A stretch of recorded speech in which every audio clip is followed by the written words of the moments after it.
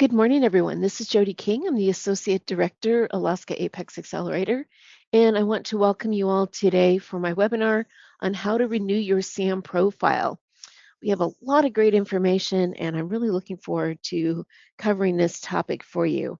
That being said, let's see if we can kick it off. And again, double check, everybody can see the slides. So we're on the second slide with the discussion topics. All right, so it's pretty short and brief. There's a lot of slides to go through, but the topic itself, we're going to just have one question on why SAM. Why do you need to? What is it? And why is it required? So just the one slide, and then we're going to go into a page-by-page review of the entire SAM renewal process, looking at all the screens, going through if anybody has questions on the new process. Uh, And then we're going to talk about now that you have an active registration, how do you maintain that? How do you go through if you have issues? And just a quick disclaimer, I am using screenshots from my personal SAM profile, the business name. I'm a sole proprietor. So the screenshots just show the business name is King, Jody L. So you'll see that in all of the examples. And of course, if you're looking at your own profile, your own SAM registration, you'll see your business name in place of wherever you see my name in here for our screenshots. So why? And again, this is the only one where I'm going to show you the FAR policy, but it's just a reminder, all entities who receive federal funds either through a contract and or grant shall be required to registered in SAM before an award can be executed or payment process. So keep in mind that once you do have an executed contract or grant, maintaining an active SAM profile is part of that compliance requirement. So if it does expire in between, that flow of funds does stop. So if it expires between the time you submit a bid, the contracting officer can't execute that contract until your SAM's renewed and in an active status. And if you're pending a payment, the payment system will actually stop that timer on that 30-day net policy if your profile is expired. So that's something to keep in mind as well.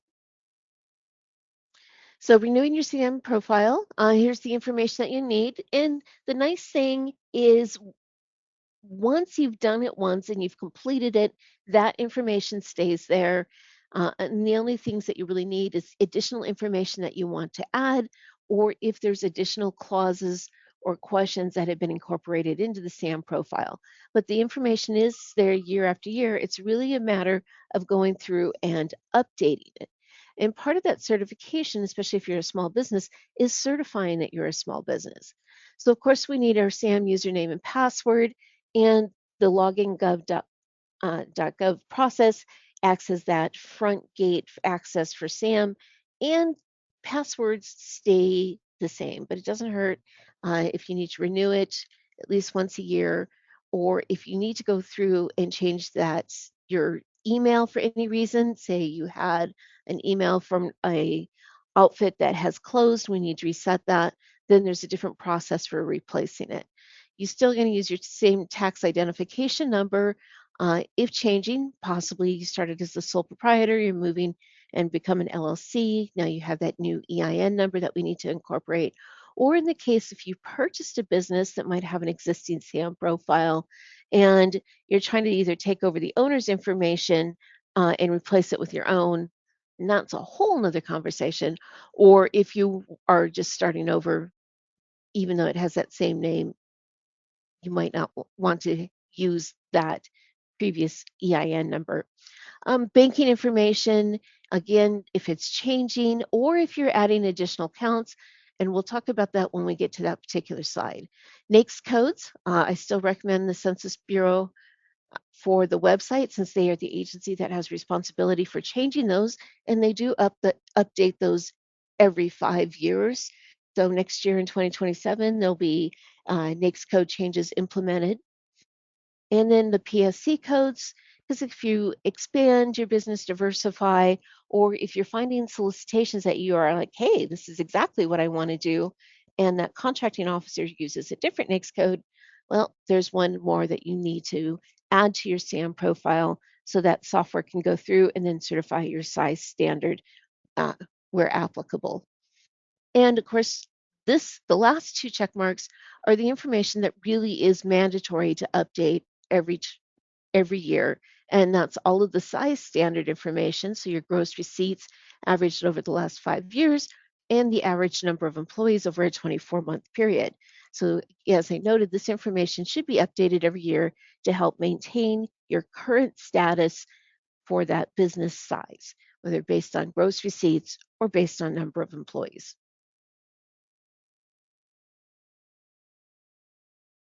So assigning a new entity administrator, and often this is where the SAM information stays the same, but it's the individual that has that responsibility that may change within your organization.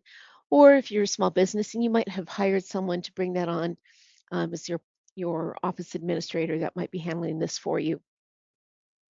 And the process of assigning an entity administrator, I'm not going to spend a lot of time on this. If you're starting a brand new SAM registration, by default, the individual that starts it is the entity administrator.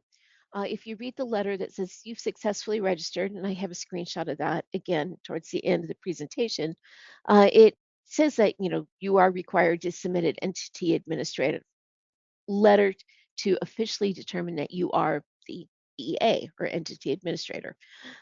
Most people don't bother with it. It's not something that is highly enforced. It used to that SAM, GSA folks tried to enforce that, and there was just such a delay because there was such a backlog in data that they've kind of backed off of it.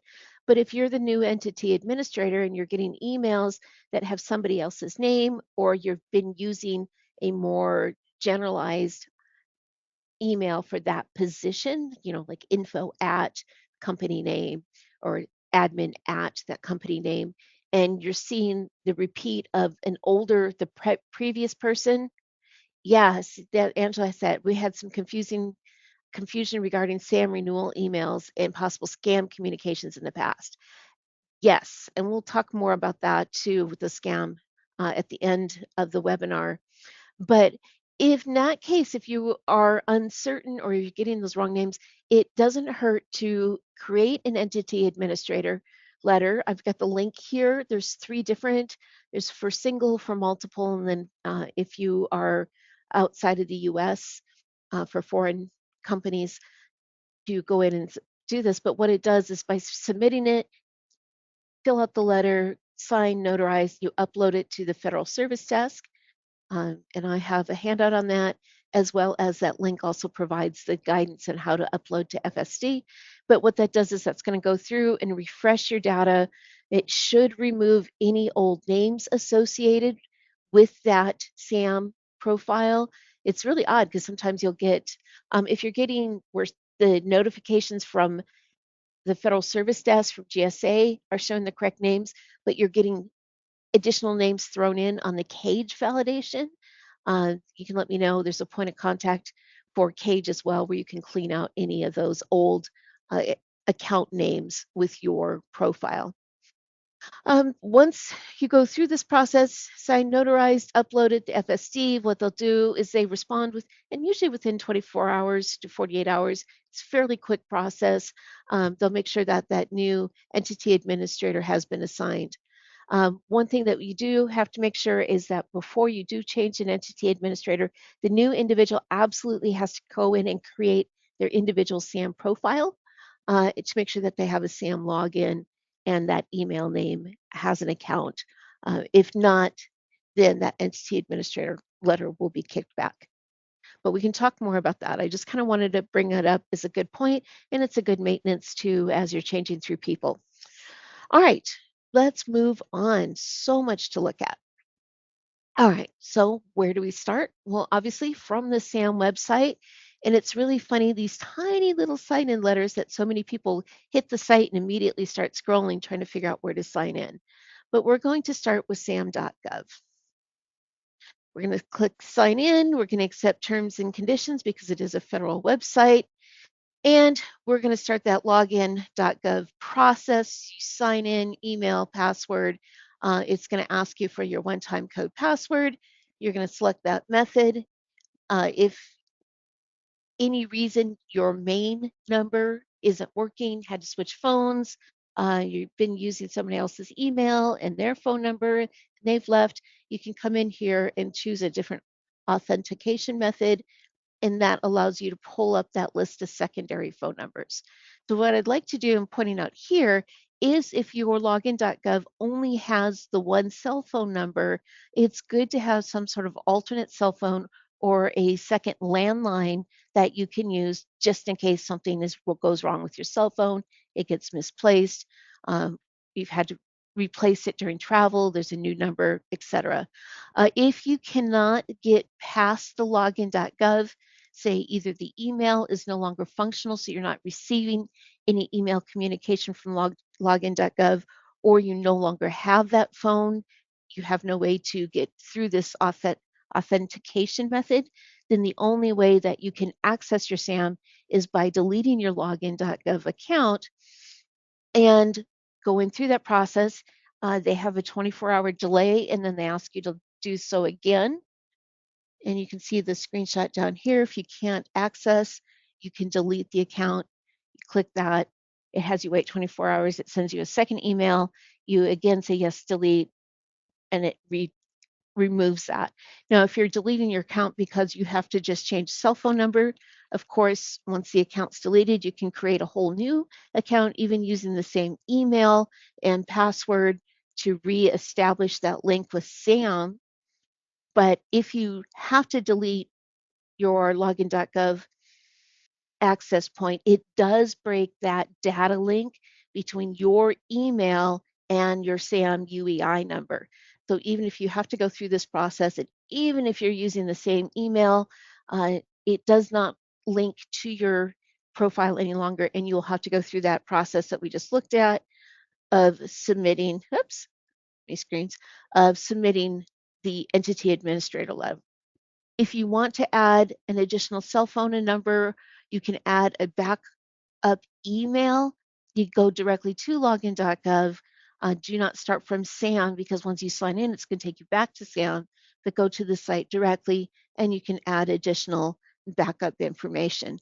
If you add an additional email here and you're trying to transfer email processes, even if you have that email here in your login.gov account, it doesn't impact that SAM association with that email until you do the entity administrator letter and how GSA relink those two pieces of data. All right, just check questions. Okay, and we have a question on the size standard, but I have a screenshot that shows that specifically on the call out when you are calculating those gross receipts. We'll talk about that when we get there. And for any reason I don't, then reprompt me. Okay, let's keep going. All right. Thank you, everybody. Just talking to pausing questions. There we go. All right. So accessing your SAM, when you log in, you land in your workspace. There's a couple of different buttons that you can click. If you scroll down to where you see your entity information in this long green oval shaped bar, or you can even scroll just below this bar and click renew or update, and it'll pull up your list. So you can renew anywhere from that active registration and inactive registration, or if you have a work in progress, maybe you started it, it was interrupted, and you need to come back. Just to let you know, a work in progress is a copy of your master profile. And if you're making changes in the work in progress, those changes will not override your active or inactive record until it's been fully vetted. You've gone through the IRS validation and the cage code. And once it's been deemed active, then it will overwrite that master information and you'll see those changes in SAM. So even if you have a work in progress or it's in submitted status, it does not change that active information until it's been fully vetted and has gone through both the IRS and the cage validation.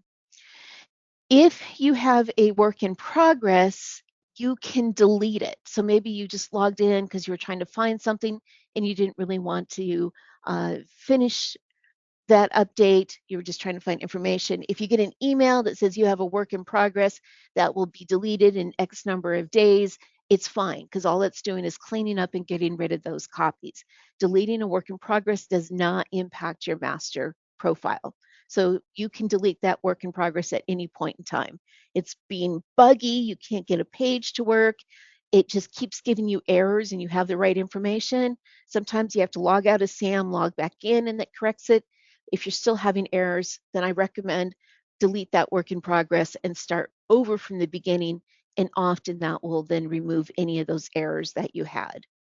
Also, if you have a work in progress and you're trying to change your name or correct a physical address, you do that from the very beginning. And if you're past that screen, and we'll see here in just a moment, you can't go backwards in a work in progress to get to those initial screens where you have to instigate those changes.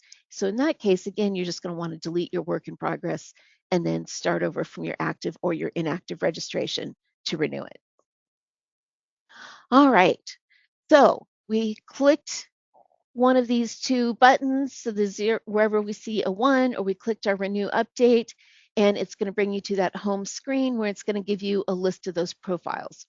From here, you can select if you want to see, and if you have uh, entities registered, multiple registrations under your login, if you have that responsibility for multiple subsidiaries or multiple branch offices, then you can go through and pull and check that list if you want. You can sort it by work in progress, submitted, active, inactive, etc. Unfortunately, I just have the one, so this is what you guys get to see from the screenshot. From here, we're going to then slide over and click Update, and that begins the process.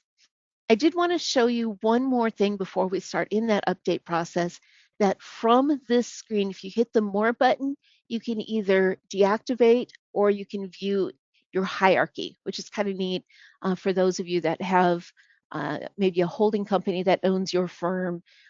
If you have that tiered hierarchy, you can click it here and see if that information is all aligned correctly. If you deactivate a profile, it does not delete it, it just deactivates it. It stops showing up in any sort of public search, both in SAM and the SBA small business profile. So if you are taking a company hiatus and you want to just stop all that communication, you can deactivate a profile and you can come back in and reactivate it. SAM doesn't start purging old records until they've been inactive or deactivated. There's usually like a 10-year gap before they do. If you deactivate your profile, and the most common reason is if somebody has incorrectly selected the type of organization and you said you're government when you are a business or organization, the only way to go back and be able to correct that business or organization type is to deactivate your profile, let it process through, it's just a few seconds, and then go back in. If you've deactivated their profile, you're actually going to come in here and start a new registration. And then when you put your business information, that deactivated information will pop up in that list and you just move forward. It does keep your UEI number associated with the account, so you're not being assigned a new UEI or cage code.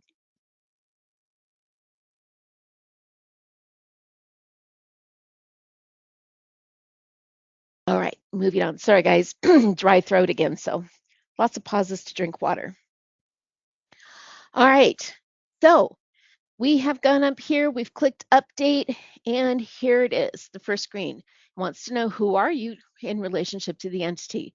You're going to see your information as posted from that home page, from the listing here, and you're going to check that you certify you're authorized to conduct information and whether you are an employee or not an employee. We're going to click next, and then it's going to pop up here and ask, what would you like to update? So you can go through and just update points of contact if you don't want to necessarily go through the entire validation process.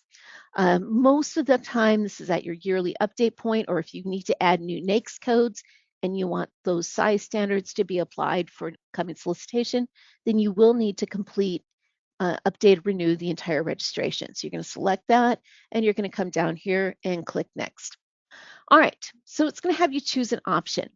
So this screen here, and it's the same process, if you're doing a new registration, it lists multiple questions to try to help you figure out what you need.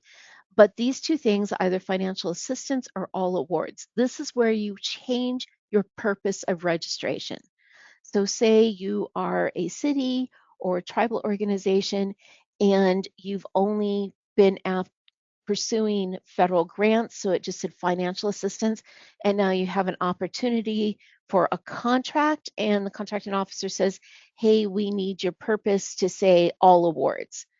We can't award a contract because you have that wrong purpose listed in your SAM profile. So as you're going through and renewing, this is where you select that.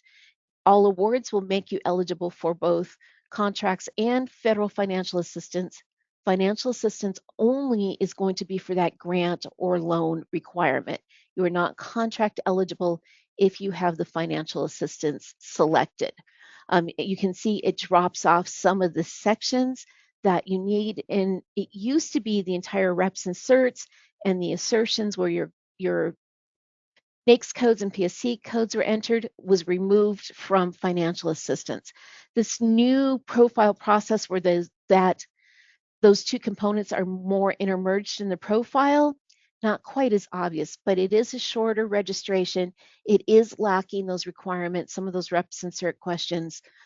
So that is the biggest reason you need to be all awards if you want contract. So again, once you've selected that, we click select. It's going to confirm your cage code. And again, as a renewal, you should already have a cage code. It is slow to pull that information up. Be patient with SAM, let it populate, and then we can click next. Now, I just want to point out that you're saying, a cage has my wrong information. There's nothing you can do to edit the cage information from this screen. Part of that revalidation process is where cage will then make any changes to the legal name or physical address. This is more to confirm that link and move on. So we're going to say, yep, that's me. And even though it says edit cage code, it really doesn't let you do anything. We're going to click next, and then you get this preview screen showing that entity type, business or organization, or purpose all awards. Again, if you accidentally clicked and it was a new registration, you accidentally clicked the top button that said, yes, I am government, and it's showing governmental here, then this is where you have to delete this work in progress and go back to the beginning and check. If you've had a not for profit or where you need to change it, often to change this bit here is where we have to deactivate the profile, let it go through its process, and then start with a new registration. And that's usually the only place you can change that entity type. Again, that purpose all awards, you're changing that through this selection screen. All right, so we've verified and we click next and move on. So it's going to pop up. Here's your current registration information, the business name, your UEI, your cage code, that purpose, which shows all awards. There we go. Lost my cursor. And that registration expiration date and your physical address. If everything's good, you can check this top box. However, if we need to change, maybe we've moved from that sole proprietor and to an LLC, and I want to change that legal business, or I want to add a doing business as, we've rebranded the company and that public name that we're marketing has changed, then what we need to do is click this lower box that this is not my entity's correct information, and I can provide documented proof for the correct legal business name and address. You're going to select that box and you can click next. Now, for any of you that are using these slides for examples later on, I just want you to note the color change. So whenever I'm doing changes, my titles up here are orange, so you can follow that track. If you're ever looking at that slides for guidance and you're not changing anything, you can slip all the way through until you see the title on the screen go back to blue, and that means we're updating without any changes. All right, so we said, okay, yep, I need to make changes because something changed, and it pops up and it has you click the boxes that show the changes that you need. Again, either the legal business name, the doing business as, or the physical address. And once you check one of these, then the next button lights up and we can click next. And this part is the same whether your profile is active or inactive. All right, here's what it looks like. We said, yep, I need to make changes. I checked boxes. This is what we've changed.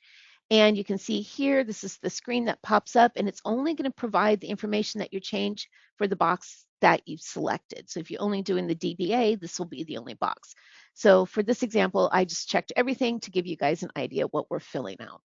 So the legal business name, we're going to change that. And of course, it went from, King, Jody L. And I did my LLC, so we're going to do J King Consulting.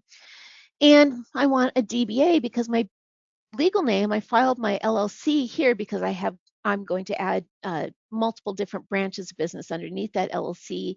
That's my business plan for the next 10 years. But currently, the company I'm doing business as now, my business license is Contracting Solutions. So I want to add that as my DBA. And I'm changing my address to this new address on Ritzy Business Boulevard. All right, so I've clicked next. It's just going to confirm that this is what I'm updating, and it's going to list the number of things that have changed based on what you've listed here. Say you're in a community that may not had postal service and they're deciding to do that, and the borough has gone through, or the city has gone through and done street numbers and street names. Yeah, you might only have to change a zip code. All right, moving on, we click next. And here is the screen that pops up, and it's saying you are updating these things and we need to provide documentation. So we're going to go through, yep, here's what we're changing it to. Here's what we need to change. We're going to click this document requirement. We're going to click add document. It's going to have you select the document and type, and this is important. Please be aware, for most of the documentations, if you have a state registration, an LLC listing with the state of Alaska, or a business license listing, that document will have pretty much everything you need for that validation to support those changes. You're going to select the type, make sure you check the boxes so say this is what we are validating these components with this document that's uploaded. You can either drag it in or you can choose from folder. You're going to hit submit, and then you can go back and add any additional documents. Now, what I want to show down here in this comments, if you are making any changes, even if it seems obvious for you, it is incredibly important that you note those comments. I have attached such and such document to validate the name change. I have added my business license to validate that I am adding a DBA. I am trying to get the address corrected because it was a typo. Those type of things, it's really important. And you want to give them the name if you're changing the name. I am changing the legal name to such and such. I have attached my state of Alaska entity listing to validate the legal name change. It also shows and verifies the physical address change. Get those comments, keep them simple, short.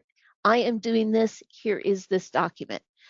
It really helps to communicate and make sure that there's no assumption, especially if you're having to use something slightly different and you don't tell them why you've thrown this document in there. Keep in mind that the individuals that are the entity validation system team are contractors. They have a very specific list of validation documents. If you're having to give them something that doesn't quite match that list, you need to tell them why you are providing this and how it is the document for validation. Otherwise, they're just automatically going to reject it.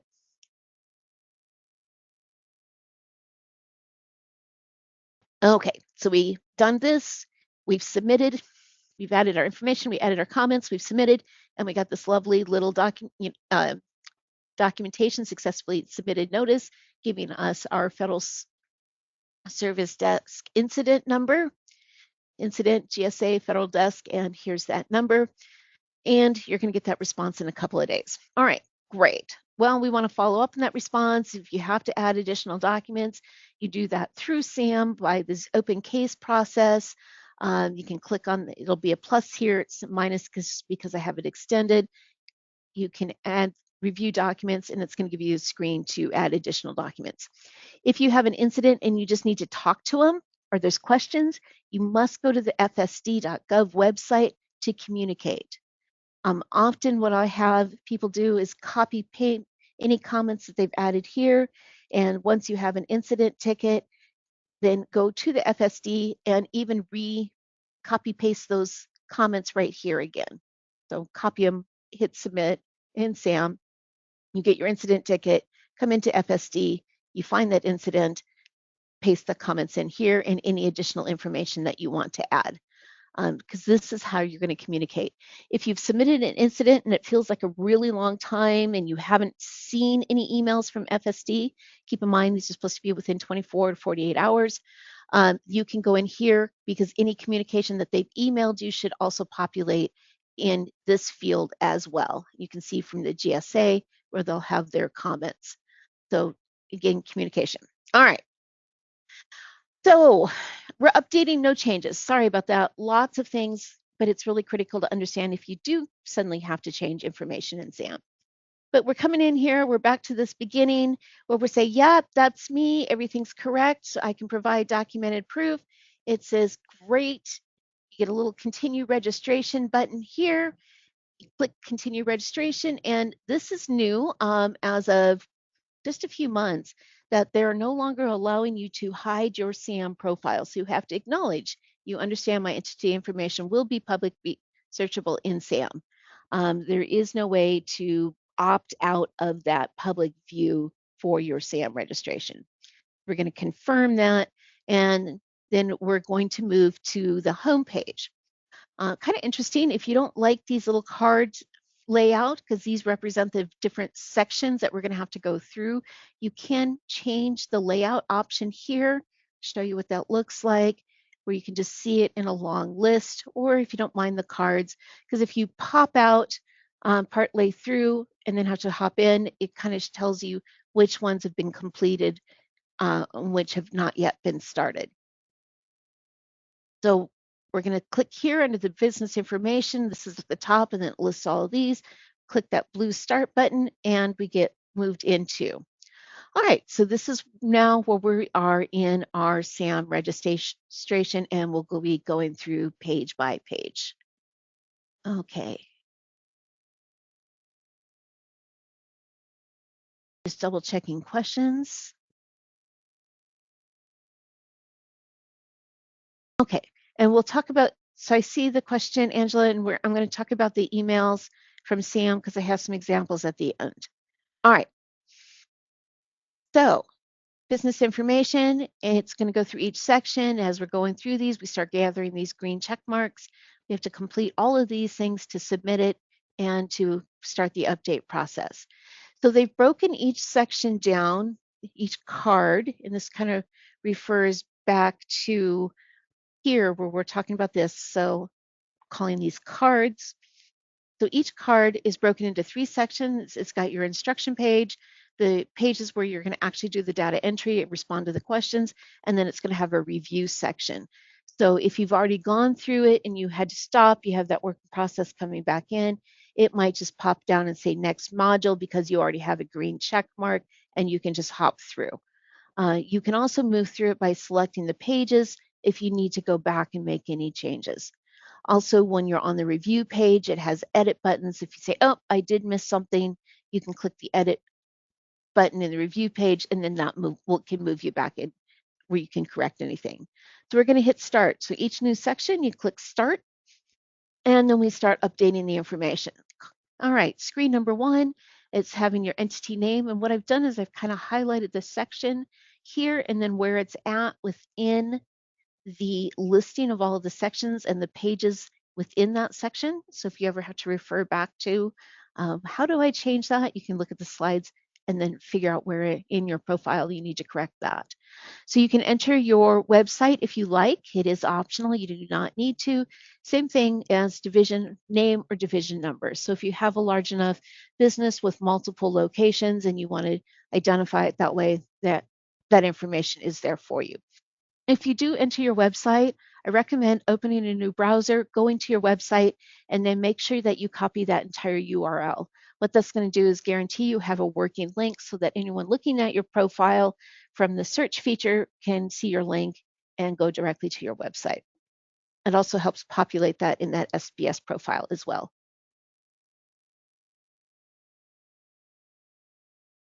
We either entered the information we needed or it was here previously. All is good. We're going to save and continue. And we're moving into the next where it's going to have your address information. The physical address is locked. The only way to change that physical address is through the entity validation system. And if you're like, this address is wrong, well, you're going to need to go all the way back, delete your work in progress, go back, start it, and make that change. So physical address cannot be changed within SAM. You have to do that through the validation process. However, your mailing address can be changed. You can either enter it, as you see the boxes before, you can click same as physical, and then it'll duplicate, get rid of these boxes, and just repeat what you have listed for your physical address. Then we're going to save and continue. It's going to ask your entity dates and incorporation details. Now, all of this should be filled in from your first SAM, your original SAM registration creation. This is if you just by chance need to update anything. Maybe you've changed from a calendar year for your fiscal year into a program year or matching. However, if you make those changes, that's going to fiscal year end should change if needed. Your start month and date really should never change because you kind of have validated that. If you go from a sole proprietor to an LLC, you don't have to change that start date. Your business didn't change, you just changed your legal structure. So that time, often people say, oh, I'm an LLC, I need to use it from the date from that LLC license. No, that continuity of your business growth stays the same. It's different if you've purchased a business, your new ownership, and you've changed the information, and maybe you want to reflect the date from the purchase. That would be probably the only time I would recommend changing your start date. All right, either way, we're going to verify that information, save and continue. And now we're in a review section, and you can tell because it's review. I have to admit, I missed the gray background from the screen from the old SAM profile. It's like just by the color, it was a trigger of, yep, to validate, it's a review section. We've reviewed, and here's where you can see the edit buttons if you need to go back and correct something. And we're going to save and continue, and that's one card complete. All right, new card, taxpayer information. We're going to click on Start. It's going to give you those instructions, and we're going to click Start, go through, and this is what it's asking you for your tax ID number. The two options are that EIN, that employer identification number, or providing a social security number. As a sole proprietor, you may enter your social security number. As an LLC, usually single member LLC, if it is a husband and wife, there's that married relationship, you can still use the primary owner based on that percentage for their social security number, and you can enter a social security number. Just when we get into the taxpayer name, and that's on another screen, but please note that if you're using a social security number, your tax name has to match your personal name because that's how your social security number was issued. And the EIN number, and I know I have this here, but we're going to hit that again. Your taxpayer name does not need to match the legal business name. So even if you've changed and reformatted your company structure, changed the LLC documents, new name, but you've never updated the IRS, you can still use the old name. This is the only time that that legal name doesn't have to match. All right, slightly off topic, but we're going to enter the EIN number or our social security number, and we're going to save and continue. Here it's going to ask the taxpayer name, and honestly, this screenshot needs to be moved because this is where we're talking about that the taxpayer name must exactly match the name on the IRS has on file for your entities 10. If you have just changed the legal business name, and you can do that notifying the IRS through the process of submitting your taxes. That's why when you'll see another screen, they're going to ask that last tax year filed so it can verify where that change might have been incurred. So we're going to enter our taxpayer name. You can select, you're going to enter the address from the most recent tax return, or your physical address is also, or your mailing address is also that taxpayer. Select that. If you click the I will enter, it will give you the same screen to plug in that address. We're going to save and continue and move to the next screen. So now it's going to ask you about common parent. Are you owned or controlled by a common parent that files federal income taxes on a consolidated basis? So if you are doing the SAM registration for an Alaska Native corporation. And this is one thing you'll want to know are for all of the subsidiaries, does each subsidiary file its taxes separately, or is that being rolled up into a consolidated basis? Because that's going to really impact those W-9s coming in that are listing the right actual tax entity and tax number. Even if the subsidiary has its own tax number, but everything rolls up as a consolidated. So yes or no, and then save continue. And I apologize, I didn't give you a screenshot of what it looks like if it says yes. So I'll make sure I fix that before we post the recording. All right, next screen, it's going to ask for the IRS verification, and this is the name of the individual and their title that is giving Sam permission to send this information to the IRS so they can do a name check to make sure that the name and taxpayer ID are a match. This is if you are the office manager, it really should be your name. You don't have to worry about putting the owner's name. You're not submitting it on their behalf. You are the entity administrator. You're the one doing the profile. Feel free to use your name and, of course, your title. We're going to save and continue. It gives us a final review. And then we'll say, yep, everything's happy. We're going to hit submit to IRS. It's going to pop up. It's going to ask for a one-time password, and that's sent to you, your email, and it's going to always be sent to the email that is associated with your SAM profile. So it's the same email that you use to log in. We get that email. It's going to give you that one-time password. You click it, click submit, and that information is sent. Once you hit that submit button, even if you were to stop, take a break, walk away for your SAM profile, that information has already been sent to the IRS. That section will be locked throughout the work in progress until you complete submit the full registration. If you realized that you needed to fix something or you had a typo, you would actually have to delete your work in progress and start over to unlock that IRS section so you could resubmit it. All right, so we're a new card, our business types. We're going to click start, it has the information, and this is what it's asking. So now we're talking about what is the entity legal structure, corporate entity, not tax exempt, tax exempt. Be careful not to accidentally select this if you're a for-profit business. Clicking tax exempt when you're not will, the software will identify you as an organization and not a business, specifically not a small business if applicable. So you're going to partnership, sole proprietor, internal or international organization, other, and then your profit structure for nonprofit other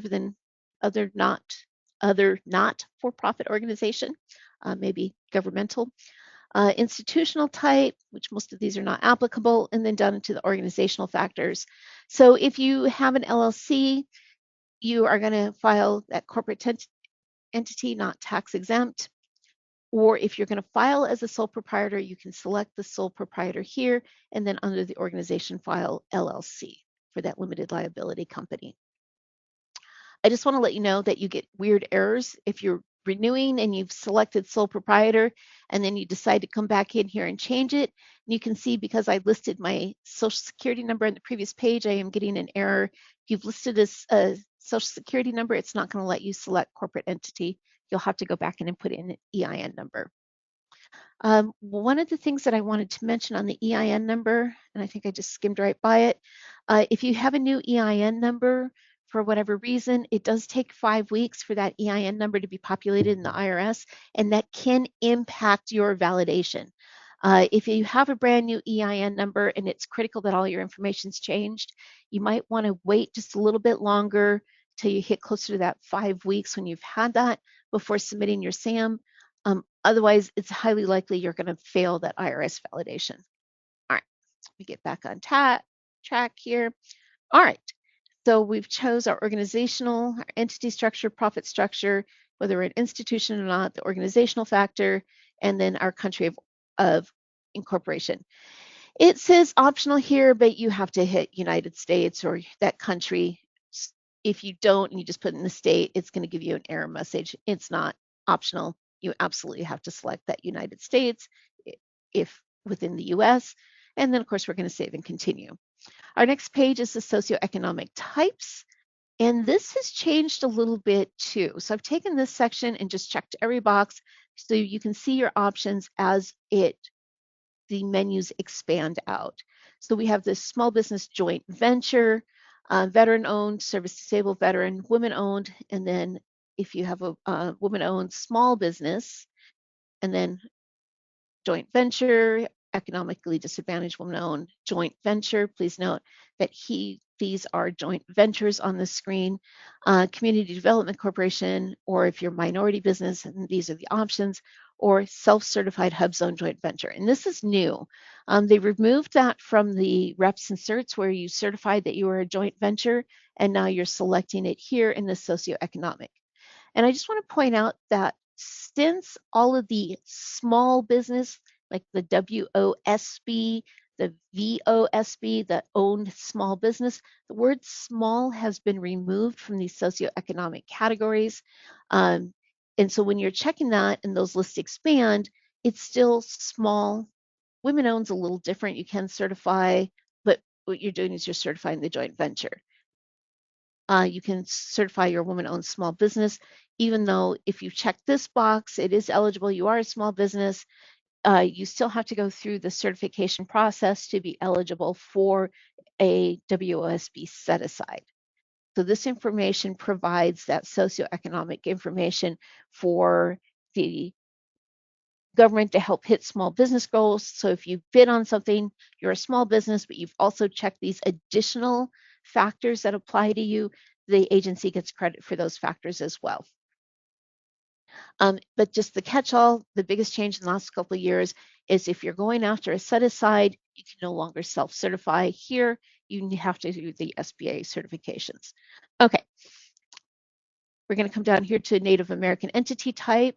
If you're Alaska Native Corporation firm, and there is some confusion that you are a small business, you are Alaska Native, however, you are not an Alaska Native Corporation owned firm. These are for tribally recognized organizations, and these that are a tribally owned for-profit corporation or nonprofit, depending on the type. All right, next question, DBE, are you certified? Yes or no? And we're going to save and continue. And we have a review section. And again, I'm just only going to point this out once, that on each of the review page, I have my little disclaimer that I am showing you the answers to my SAM profile. The data shown in bold in the screenshot reflects my business information and is meant as an example only. This should be a comparison where you're comparing what I have in these screenshots against your own profile. Please verify that you review the information on your review pages to ensure that it correctly reflects the information specific to your company. So while I have these in all the screenshots, this is the only time I'm going to read this to you guys. All right, so we have a review page. We're going to hit save and continue, and we're into a new section. We're going to hit start on that card, and we're going to talk about immediate owners. So now we're developing that owner hierarchy. So it's asking, does another entity own or control the entity you're registering? If no, great, click no, save and continue. If yes, then it starts building this out, and it can go up to multiple levels. So yes, does another entity own or control? We're going to say yes, and keep in mind it's not own and, own or. So if you've established a holding company that you've rolled all your companies under, yes, the holding company would be the immediate owner. So we're going to say yes, is your immediate owner located outside the US and territories? Yes, no. And if you say no, it's going to ask for an immediate owner's cage code. Now, if you have the circumstance you've reformatted your company or you've added a subsidiary and you've got the hierarchy ownerships do not have to have a full SAM profile if they are not going to be contract recipients. So if you do have a holding company that owns you, you've set that up for whatever reason, the attorney said this is the best way to go, that holding company is never going to be a contract recipient. It does have to have a cage code for purposes of identifying that hierarchy of ownership, but you do not have to do a full SAM registration to get that cage code. You can go directly to Cage itself, and here's the website, little screenshot, and you can request or update a cage code here. There's, again, accept terms accept terms since it is a federal website, and you can go through the process and either update a cage or request a new cage. It's fairly quick. They say up to 10 days. I just did this with a client. They had that cage code within a week. Again, that holding company, that parent company is never going to be the contract recipient. That's always going to be the working firm, but they needed the cage code for purposes of hierarchy. So you can go through that process. And you're going to laugh, but I went through here and just checked cage codes until I found one that didn't come up with anything. So I could make up examples to show in the screens here. So immediate owner, we're going to have that cage code. We're going to provide that information. If we don't have it, then your SAM is going to stop. If you've purchased a firm or been purchased and now they're trying to get the new owner hierarchy in here, you're not going to be able to renew until you get that cage code for those next level of hierarchy. Okay, so we've got our immediate owner, save and continue, and now it's going to ask, again, this highest level of ownership, does another entity own and control your immediate owner? So, and then it's yes or no. If no, if you're done. If yes, it's going to ask, same thing, highest level owner located outside the US, and it's going to ask for that highest level owner's cage code. So again, we can pull that information, and you could tell I went because I love playing with the names. King Consulting was our immediate owner, and then the parent company, the ultimate owner, was My Empire Consults. So we have that information. Again, you can get that from Cage. And if you do change the address for either your holding company or the parent company, you do that through Cage and not through the SAM process. So we've entered our information. We're going to save and continue. And new page. So now it wants to know if you're a predecessor. Are you a successor or predecessor that held a federal contract or grant within the last 3 years? No, save, continue, move on. If yes, it's going to want that cage code of that predecessor. And so I pulled up the description because I always think of it as, we're a subsidiary family within that hierarchy of families that had that contract last, but it's also that if you have purchased the assets, if you're a new company that has purchased, changed your UEI, you've changed that cage code, the registration has changed, then it wants to know the previous owner information. So I just pulled that information. You can always click the little I if ever you're going through SAM and aren't sure of a definition. And I just wanted to show you what that looked like. So it gives you that definition of predecessor. So yes or no, yes, you're going to provide that cage code from that previous, and then we're going to save and continue. Okay, next page is asking, and this is where some of the pages from the reps and certs have been rolled in throughout these various sections. So now it's asking the ownership details. Are you an inverted domestic corporation or a subsidiary of? And I've provided the FAR clause because you can click on the links. What is an inverted domestic corporations? We have that here for your information, but I don't want to run out of time, so let's move on. And then, of course, our review section, again, my notice, and double check everything, and we're going to save and continue. And you can see we're moving down these cards. We're getting there. We're making it through. All right, next section is your financial information. We're going to click Start to launch this card, and it's going to ask question 1, do you accept credit cards? Yes or no. You click that, move to the next page, and now it's asking for your payment information from your bank account. Since this is a renewal, you should already have that information there, and it's going to kind of have just the last 2 digits, so the routing number and account number and the bank name sitting there so you can verify. If you need to update your banking info, I did not grab a screenshot of this, but it's going to have a screen pop up and it's going to ask for you to enter your current bank information, and that's what is in SAM, and then the new bank information. So if you have changed your banking information, say your profile is expired for a while and you've changed all of that, you will need to have the old account number and routing number in order to be able to update that banking information. Even if you have to dig through and find that information, find an old cancel check, you will need that to update it. And again, you're going to have just the synopsis of the banking information that was entered the previous year. If you want, you can add a second account.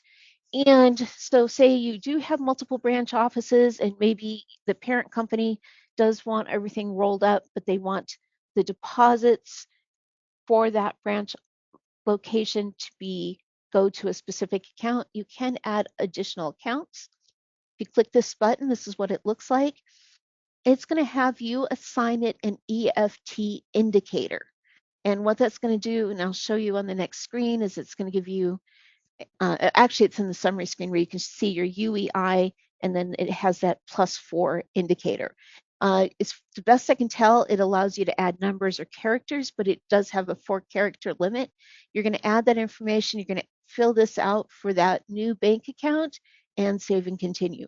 Then when you are, and this is especially helpful for like grants where you might have it go into multiple accounts, then when you're submitting that grant application or you're submitting that contract, when you provide the UEI number and you want those payments to go into this new account, if you're trying to transfer over so you can close the old account, you're going to add that full 12-digit, full 12-character UEI number, and then dash plus that EFT indicator in your proposal documents or your grant documents. And then that creates that vendor payment to go into this additional account. Now, one last soapbox moment for me, and this is incredibly important. Do not change or close your bank account if you have an active contract until you talk to your contracting officer. If you close this account and you change it in SAM, that's great. But if you have a current contract, it does not talk to SAM. It's not going to track down that contracting officer and say, hey, their banking info changed. You have to let the contracting officer know so they can go through and refresh or do an administrative mod, whatever they need for that software to update your vendor payment information so that gets passed on to the paying agency. If you close this account and you don't do anything, that EFT transaction will bounce. Bounced EFT transactions are returned to the paying agency and will not be reissued by the contracting agency. It is the vendor's responsibility to request repayment of a bounced transaction. And I've already had one call on that this year where somebody needed help because they closed a bank account and they had a transaction. And it takes about 6 to 9 months to finally get that payment through the paying agency.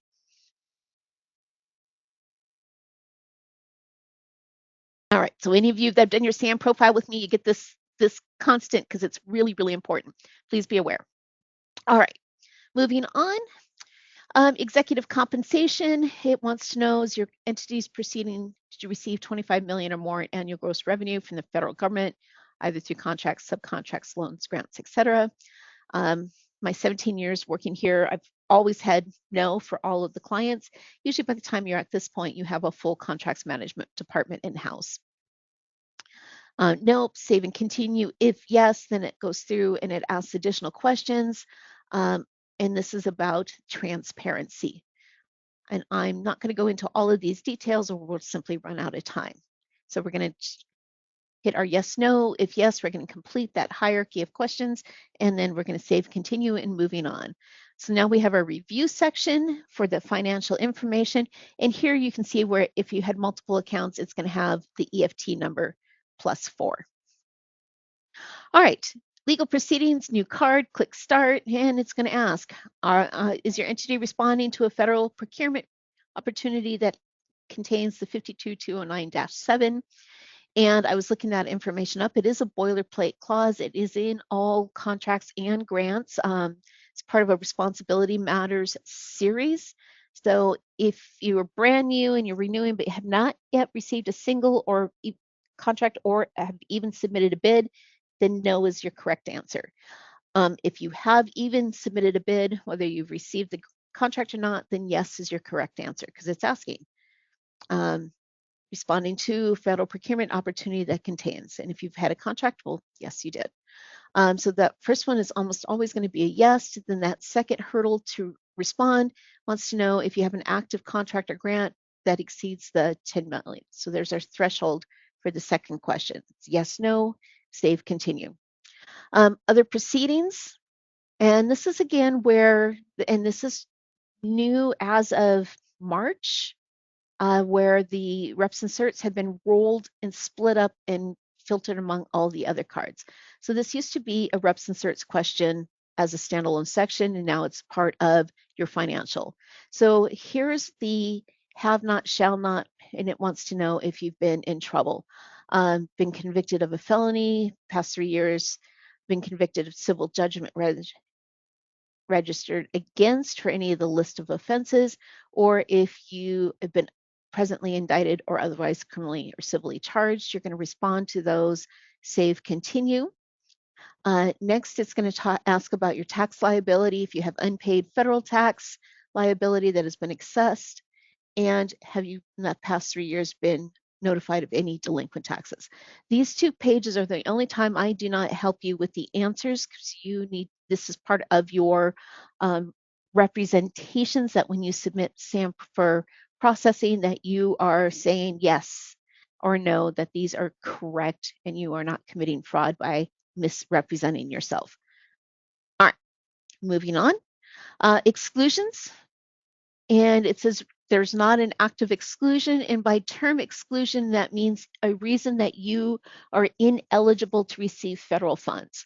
Whether you've been, if a company has been terminated for cause, that termination might come with a ineligibility to receive federal funds. It might be 3-year, 5-year, or a permanent, depending on the circumstance. And please note, it asks, and this is the company name, or in the company or any of its principals currently debarred, suspended, or proposed for debarment.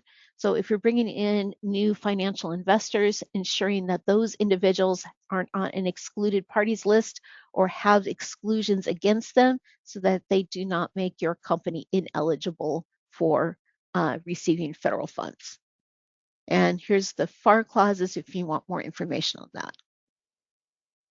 So we answer yes, no, most hopefully no for everyone, and we're saving continue. And then we're moving on to the terminations. Within the past 3 years, have you been terminated for cause or for default? So we're going to answer that yes, no, and we're going to move on. We have our review page. And again, I just kind of put question marks because those do need to be specific to you, and you can go all the way through and verify that your answers are correct for the review section. And we're going to save and continue. Our next card is the goods and services. Okay, just double checking questions.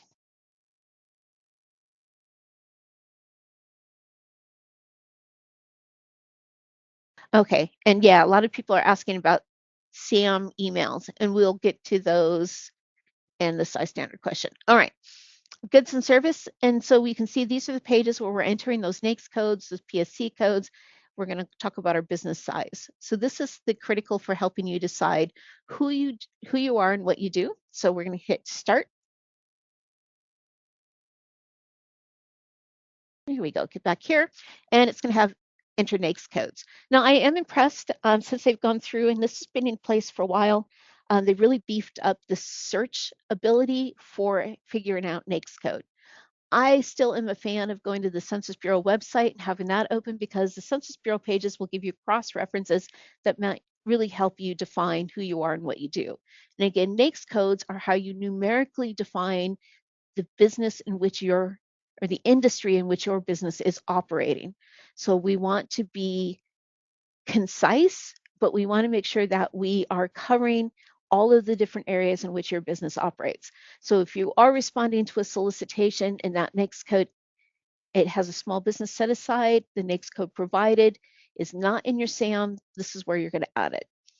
So a couple of different ways to, if you're trying to find additional NAICS codes, you can type a word in here and it'll pop up and give you a list you can scroll through. It's really handy. Or you can even click the NAICS directory and you can go through and see that information. And it looks like it is populating from the Census Bureau for that information for accuracy. Again, if you want more keywords and you want better descriptions, then I recommend going directly to the website, or you can go through now on the NAICS code page. So we're going to select the information that's going to define your business. And of course, you're going to select one as your primary by adding it here in the box. It used to be you check the bubble in front saying this is our primary. And your primary NAICS code says where you are using the associated size standard to define our business size in general. So this might be the NAICS code that is the bread and butter of our business or the bulk of our business falls under that NAICS code, and we're going to select that as a primary. If you're in a growing business and you've outgrown one of the size standards, say you went from a specialty contractor and your business has had great success and you're growing and you've outgrown that size standard, then maybe you want to go to using that same example from a specialty to a general contractor that has a larger threshold for those gross receipts. So then you would select that to make sure that it's showing as a small business in general. All right. Again, information for we're going to add our NAICS codes. Oh, I didn't put my screen. We're going to click Save Continue.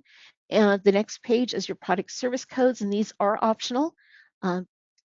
There are many, many, many PSC codes or Federal Supply Group codes. Again, same thing. You can add it by typing in here and getting a list, or you can click the directory and pull through. I also have a couple other websites that you can use for finding some of this information as well. But we're going to add our PSC codes if we elect to do so. It is optional, and we're going to save and continue. All right, business size.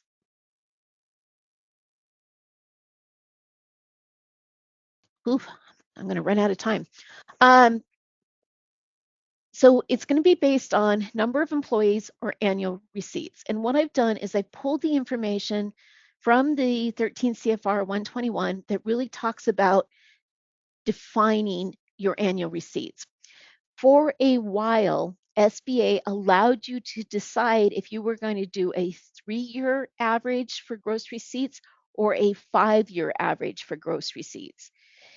And it's been,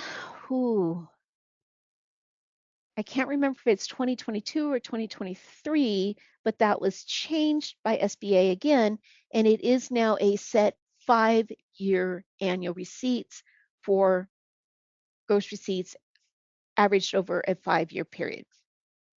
You can click on the little I if you need that information while you're in SAM, or again, you can click on the CFR, but I do have that information here. So your number of employees are averaged over a 24-month period. Your annual receipts are averaged over a 5-year period, or based on the number of months if you're a new business. So here again, and you're talking receipts, period of measurement, 5 years or more, you're going to use that 5-year. If you've been in business less than 5 complete fiscal years, then you're going to divide that average number, you're going to base it on weeks. There's a multiplier by 52. So they do have a formula if you've been in business less than the 5 years. And then number of employees, again, average number over 24 months. So I do have that information. And so Kristen, for size standard, what are people using? The gross receipts from the P&L or the tax return? Are people using the 5-year average? Okay, so the 5-year average is law that has been established. They went away from the either or option, and that has become everyone is supposed to be using that 5-year. And from the P&L or your tax returns. I am going to just, and it could be if you want, Kristen, you can always email and we can talk about this a little more, but when you're looking at your tax returns, because again, that's what's going to be used for verification information, say there's a size standard protest and SBA is looking at and determining your size standard, they are going to ask for the tax information as well as all of the associated W-9s that you're going to provide to help determine, but they are going to be looking at those gross receipts. And gross receipts is all income in. It has nothing to do with profit and loss. It's not if you had any income, what was your profit? It is full gross receipts. And that's why those size standards vary greatly depending on the industry and why some industries use number of employee as a size standard simply because the amount of funds moving in aren't reflective of the expenses of the business. So they're going to base that on number of employees instead of that cash flow. So I hope that answers your question. Again, it's always gross receipts. Profit or loss is not a factor. And if you have more questions than that, please let me know and I'll be happy to help you off screen. Okay. So we're going to enter that information. The worldwide is what is mandatory. Location is optional. So if you have multiple branch offices, you might have a worldwide number that's different than that specific location. All right, so again, worldwide is the required field. We're going to enter that information. We're going to save and continue. It's so funny, I keep wanting to click on the actual save and continue button to move forward. All right, next page is our small disadvantaged business. So it's asking you, and I blew it up because that text is really small, are you a small disadvantaged business concern? And you can see it's going to give you the size standard for each one of those NAICS code. If you have said no your previous year, this screen isn't even going to populate. If you've said no previously and you haven't changed any of the NAICS codes or anything, added any, it actually skips the screen and moves right into the review section. So I had to go back and tweak mine to get this to be full. So if you're updating yours and you don't get this question again, it's because it's assumed that you're still that your answer is still no from your previous year's answer. All right, moving on. And our goods and services review caps all of that information. And if you have not, and this is kind of surprise, this is what I was talking about. If you've said no to the small disadvantaged business, it's not, this is, if you've said no to the small disadvantaged business, you're not going to get this individual screen to re-answer.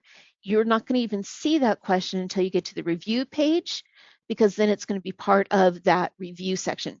Our records indicate is not a small disadvantaged business concern. If that changed for any particular reason, ownership change, then we would have to go back and trigger that page so that you could answer correctly. Also, just basing on mine, I didn't get the architect engineer response. If you remember the old format, that used to be a standalone page because I hadn't entered any of those NAICS codes. That isn't part of my baseline. That also didn't populate it. And I didn't even see the page until you get to the review section. So what I did is I went back and triggered it, added those engineering codes so that you guys could see what that looks like for the architect engineer response. So if you're not in that industry, never going to be in that industry, you're not even going to see that comment until you get to your review section for goods and services.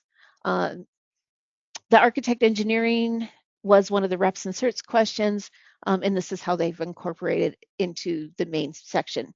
So I did go back and add one of the NAICS codes just to be able to trigger it, and the question is, are you interested in applying for federal architect engineer contracts under FAR Part 36 and want to enter a standard form 330 Part 2 for this information? If you say nope, that's the end of it. Save continue, or if you say vendor will provide information on specific offers, it's save continue, and you're going on to your review section. If you do say yes, I just wanted to blow this out for those of you that might be moving in this direction, or this is the world you live in, this is how that should be. This is the information. The process is still the same as it was from the previous SAM versions. You can go through and you can select by adding your disciplines and then slowly building this information out. I just wanted to provide this for you for your information, but I'm not going to go into the full process of completing the SF330 Part 2.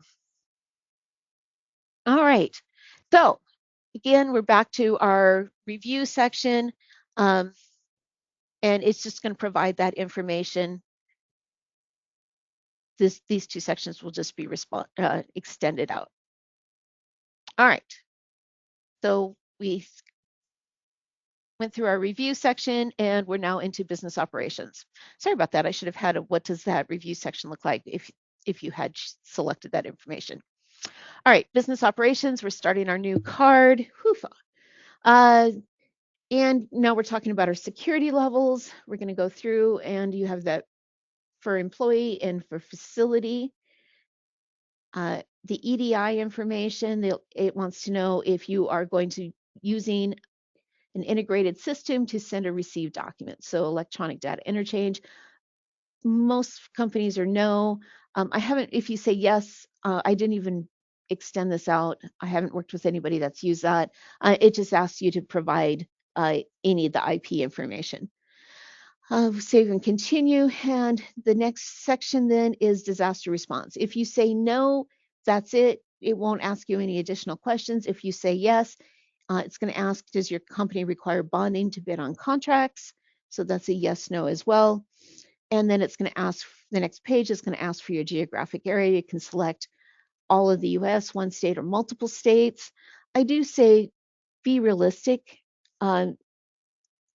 It's be great for have FEMA reach out to you. And I didn't quite explain the disaster response registry. Again, if that term's not familiar, this is if FEMA is coming into an area, into a region in response to a disaster, they can pull up a short list of interested vendors. So what you're doing is you're providing this information for FEMA's use. And if you're truly not a mobile company and you're saying, yeah, I'll be happy to go down to the States, really what you're doing is you're just muddying the waters for FEMA. Be realistic, especially if you have an industry where you would need equipment and that where moving across big geographic regions really might not make sense. So depending on your business type, possibly yes, that would be perfect. Whether you select multiple states, it allows you to pick up to 3. If you do one state, it allows you to break down, select your one state, and then you can break down into the county or the geographic metropolitan areas where you can really break it down. So you can be very specific. All right, again, we have our review section, goes through, pulls all this information. And our next section is points of contact. And they've made this look different. It's a little wonky to complete. These are the sections. So there's really 2 pages. You have your mandatory and your optional. Back in the day when it was still the contractor central, this old CCR contractor certification. Oh, I don't even remember the acronym. You're required to have both your mandatory and the optional was also mandatory, but you did not. And so what they've done is they've broken these into 2 different pages.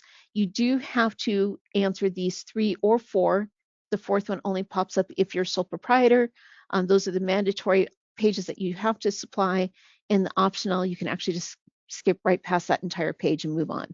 The optional is great if you are a large enough company where there might be multiple people that should be reached out to.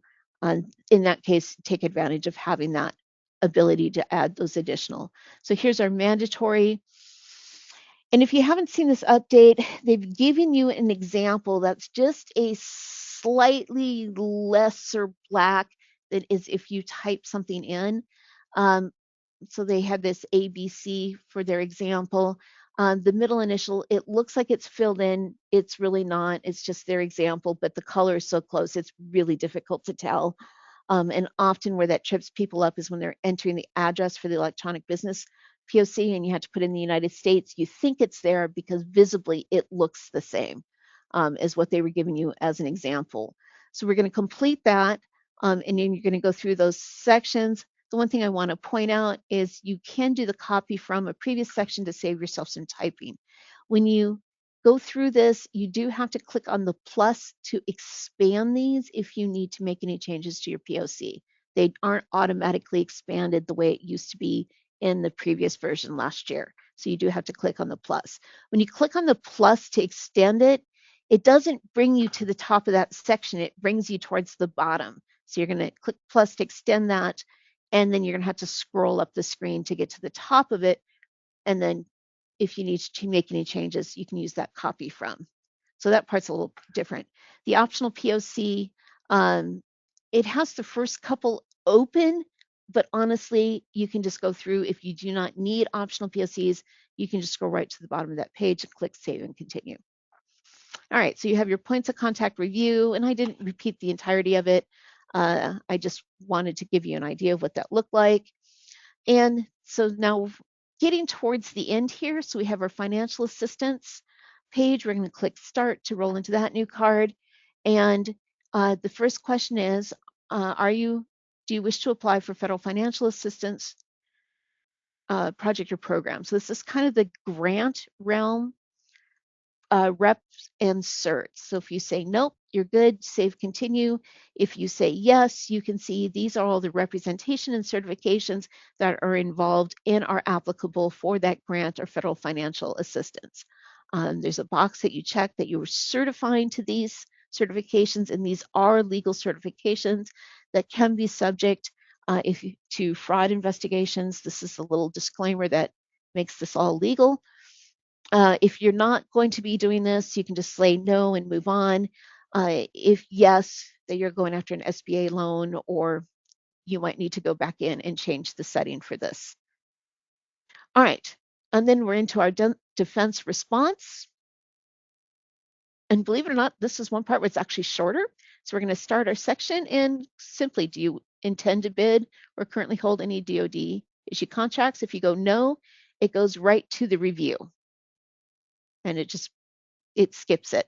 If you say yes, then it blows out and it goes into the operations and finance.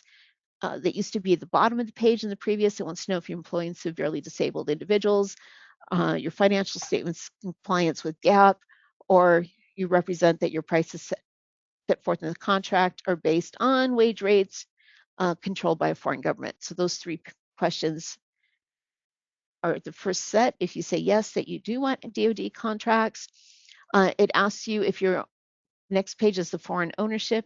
Uh, are you effectively owned or controlled by a foreign government? There's your yes or no, save, continue. And then it moves into the question for satellite services. And it has these 4 questions pertaining to satellite services.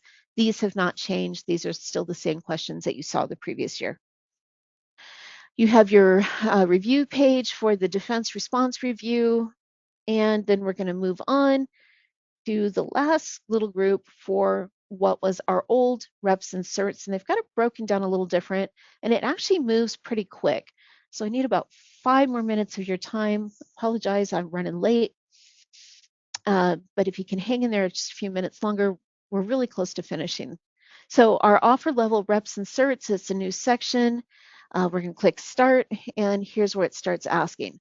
First question is, are you a labor surplus area? If you say no, you just move on. If you say yes, then you can see it over here. It breaks down. It has you select a state, and then it's going to pull up the potential eligible labor surplus areas, and they are by Census Bureau regions. So you would add your state, and if you're in one of these, you're going to check that box, and then you're going to come back and click add. If not, most of the main residential areas or urban areas in the state are not in that labor surplus area. So in other words, the Anchorage municipality, the Mat-Su borough, or the Fairbanks North Star region are not labor surplus areas. Next question, it asks if you have other plants or facilities at different addresses routinely used to perform on contract. So if you're a construction company and you just happen to have an equipment yard, there's no employees working on it, we're really not talking about that. We're walking where they're used routinely.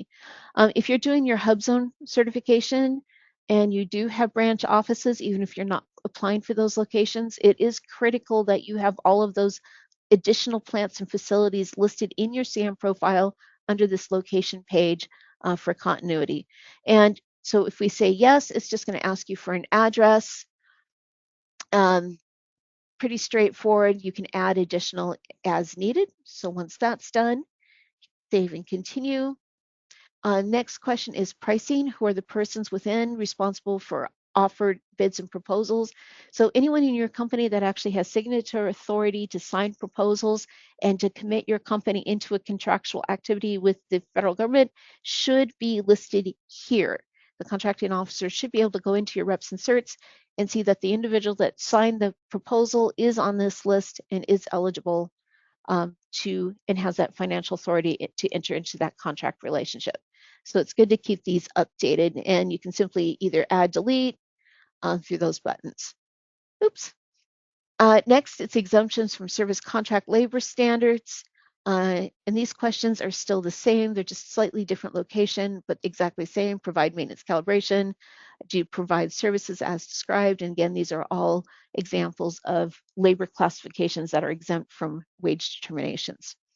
We're going to complete that. We're going to hit next. Technology products and services, the limited rights data. It's going to ask yes, no, or vendor will supply specific offers. And here's the question on the covered telecommunication. Again, these questions are exactly the same as they were prior to their changeover. again, this is how they've handled that for the reps inserts. We're going to answer those questions, save and continue. The next question is on the foreign end products. And just for purpose of time, I'm not going to go into them in as much detail, but do you deliver end products? Yes, no, or provide specific answers in any end products. Those are our answer options. We're going to answer that. We're going to save continue. EPA designated products. This is the one time I actually do encourage people for products designated by the EPA and provided by your company, just a percentage of recovered material content meet applicable EPA guidelines. I honestly could not tell you what those guidelines are. They are a moving target. They do change. If you say yes, you are in compliance, you're meeting those goals. If you say no, it means you're aware and you're not. So I do recommend saying that you'll provide information with specific offers, especially if you're in an industry that never deals with EPA guidelines on percentage of recovered material content. And if it is particular to that solicitation you're responding to, there's going to be enough information that then you'll know to dig deeper. Okay, specific offers. We're going to save and continue. And we're in our review. Woohoo! And we're going to go through that final review. Double check everything. We're going to save and continue. And now we're into our review and submit. Near the end, guys, we're going to click start. And it's going to have a review data of everything we've just entered. Now, I didn't go through and try to get that on a screenshot. I just gave you the starting and the ending. We've gone all the way through. We've double checked ourselves. We the little edit buttons that'll take us back into those sections if we had made an error. We go through. We're going to click next. And it's one last financial assistance response. For part of that reps insert, it's a separate review page. And then you get the last section, which is this. We had the reps inserts for federal financial assistance, and now we're going to get into all of the representation certifications, read-only provisions, the entry-level provisions, and the offer level provisions that were questions were asked within that solicitation.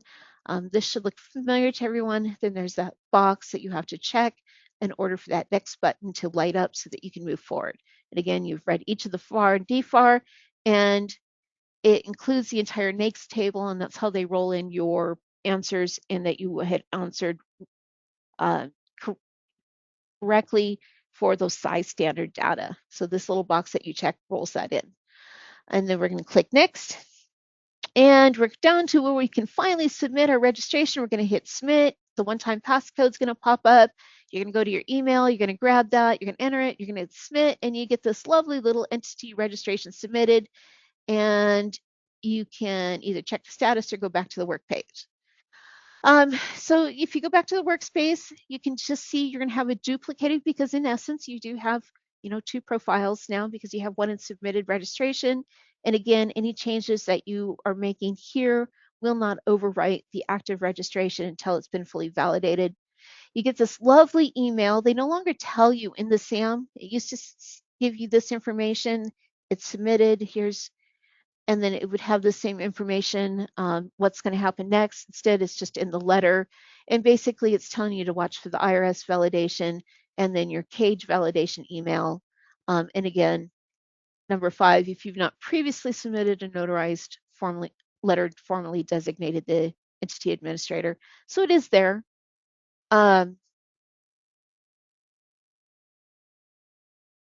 you can't see me shrugging, but but again, we talked about that at the beginning. I'm not going to go over it now. But that gives you that information. And then really, we've done it. We've submitted it. We're going to be good for a year. Watch for the IRS validation. If you haven't made any changes, you shouldn't have any issue. If you did change from a Social Security to an EIN number, it's really critical that you watch to make sure that you don't have an IRS validation failure. An IRS validation failure will move you back to that work in progress status. Next, it's going to go to CAGE. DLA asks everybody to validate their information every 3 years. If you didn't get the question last year, you most likely won't get the questionnaire in that email form this year, but it's good to keep an eye out for it. If DLA does not have any questions for you, you'll simply get that email that says, hey, you're now active, and it's valid for 1 more year. If you do get any emails from DLA, you do have to respond to that within 3 business days. If you don't, it kicks back and it goes back to a work in progress. So watch for those emails. For a lot of people that are renewing everything, haven't made any major changes to the legal name, physical address, or your tax ID information, often you'll get the IRS validation email with the subject line says IRS validation successful, and then maybe an hour later you get the notice that your SAM is now active. So it's gone through that process. Keep in mind sometimes that cage validation can be delayed if they get backlogged. I think about this time of year as we're going into that federal year end. There's times there's backlogs, so you might take a little while. They used to give you 3 to 5 business days for each IRS and cage to do their validation process, but it is not uncommon for your cage to be delayed up to a couple of weeks, depending on the backload for that cage validation. And what you can do is you can always log back into SAM, grab your UEI number, go to the home page and click on check status. You have to be logged in to be able to check your status. And then you can see if it's still pending cage or not. If you're not seeing any of the emails and it's been a week, you should definitely log into SAM, see if you're still sitting in submitted status, or if for some reason you're back to a work in progress status. Maybe the email just went to a junk folder, or something happened and you just didn't see it. So yeah, if you're not seeing those emails quickly, it's your obligation to go back into SAM, log back in, look at your workspace, check on the status. You can even use that status finder from the home page after you've logged in. But make sure that you're on top of that. Otherwise, it sits back in that work in progress and your SAM's inactive. All right, questions. Once your SAM's activated, it's good habit to go back to SBA, update your SBA small business search profile. There's a webinar. I have more information here. If you're not sure how to do that, you're also welcome to reach out to any of us. We can help you with that as well. Now, those third-party providers trying to sell you services, you're going to get tons of those emails. The trick is, one, look at the email address. If it's a .com, it is not from the federal government. If it has a phone number, if they're saying that you aren't in compliance and you're going to be removed from consideration, or your cage code. GSA is never going to tell you your cage code is invalid. Anytime somebody says your cage code is invalid and the email isn't because you've submitted your profile and you're waiting DLA validation, any of those are spam emails. And just look for it. If there's a phone number or there's any type of message that says you're not eligible or about to be not eligible, they're going to want you to call them. The GSA emails are sent out. They send out a 60-day notice to remind you that your SAM is due for renewal in 60 days, and they tell you to go to their website. Um, there is no longer a customer service contact number for SAM. There used to be a phone number for the Federal Service Desk. They turned that off last year. The only way to get help with SAM, and they have it all over, is to call Apex Accelerators. Whether here for Alaska or down in the States, GSA is actually pushing the Apex Accelerators for assistance, or you have to go to the fsd.gov website and you can do the live chat. You kind of have to do the bot responses a little bit, or just keep saying, speak to live agent or customer service or something to get past the automated AI to get to an actual individual that can help you with that profile. But yeah, there's no longer any phone number if you're having SAM issues. And yes, watch those emails. Again, if there's a phone number or any threatening language or a .com on that email, these third-party companies are required by law to put a disclaimer in their email that they are not affiliated with the federal government. And if you're getting those and you're lacking that, we can actually submit that to FSD. We can create a help ticket, throw that email as a screenshot, attach that document. GSA does pursue these companies that are pushing that and entering into that fraudulent area. So the moment that they are acting on behalf of without identifying themselves as non-federal, they are fraudulent. But other than that, they are a valid third-party company that just, if you want to give them money, they're happy to attempt to help. So yes, it is buyer beware in that case. But again, watch those emails, any threatening language, any scare tactic language, .com, phone number, delete it. Just ignore them. All right. Yeah, the SAM communications are terrible. GSA only sends out an email 60 days. I don't even know if they do a 30-day anymore, but they used to do 60-day and 30-day, and their emails always direct you to the FSD website for assistance. All right, well, everyone, thank you. I apologize that I ran over. I went into too much detail. I get excited about this topic. Uh, if you have any questions, need assistance, you're welcome to reach out to our office or any other Apex Accelerator, especially if you have branch offices down in the lower 48 or you're thinking expanding into a different geographic region. Feel free to check out the Apex websites. You can find those offices either through the association website or the Department of War's um, main homepage for the Apex Accelerator program. And of course, here's my contact information as well as the contact information for our team. Please let us know. We're always happy to help you with those SAM registrations. There's a lot of changes. It's a buggy software. It gets particular. And if we can provide that free assistance for you with that process, let us know. It's just a matter of scheduling an appointment.